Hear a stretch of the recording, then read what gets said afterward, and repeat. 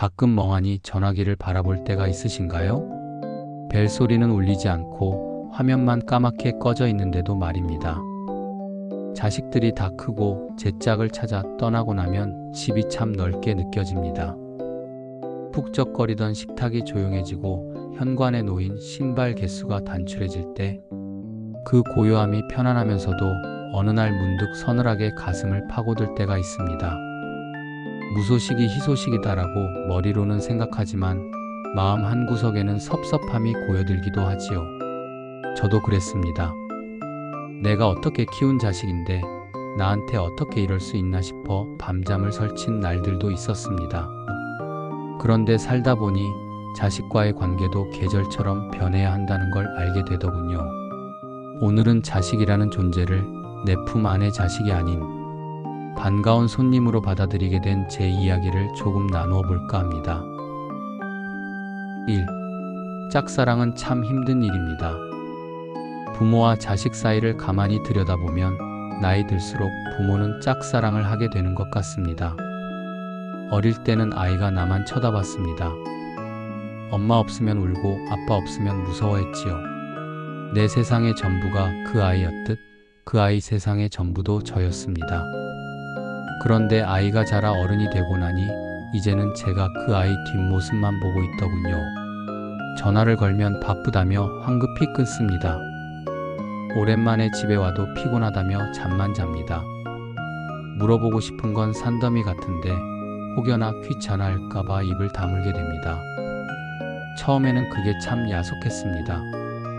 내가 너를 어떻게 키웠는데 내가 나한테 이러면 안 되지.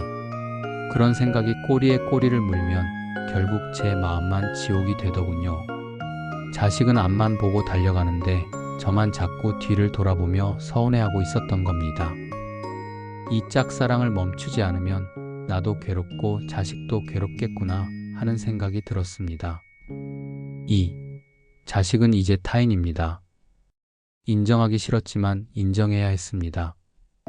성인이 된 자식은 엄연한 타인이라는 사실을요.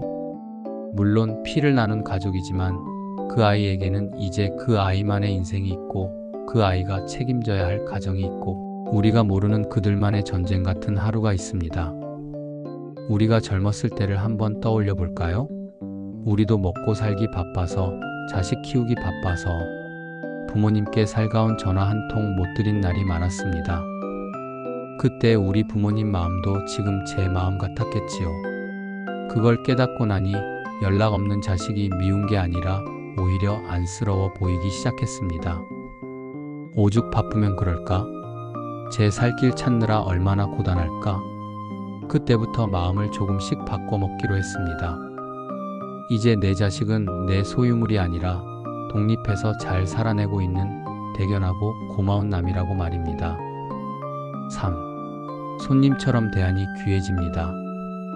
자식을 손님처럼 생각하기로 마음먹으니 참 신기하게도 관계가 편안해졌습니다. 보통 집에 귀한 손님이 오면 어떻게 하시나요? 이래라 저래라 잔소리하지 않습니다.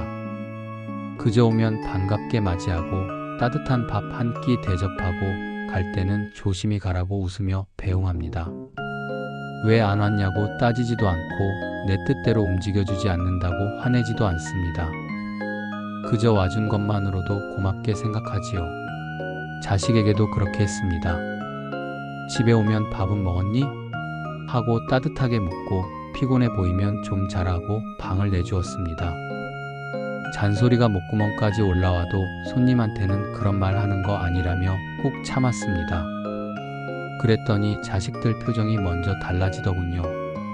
부모님 집이 부담스러운 곳이 아니라 쉬러 오는 곳이 된 겁니다.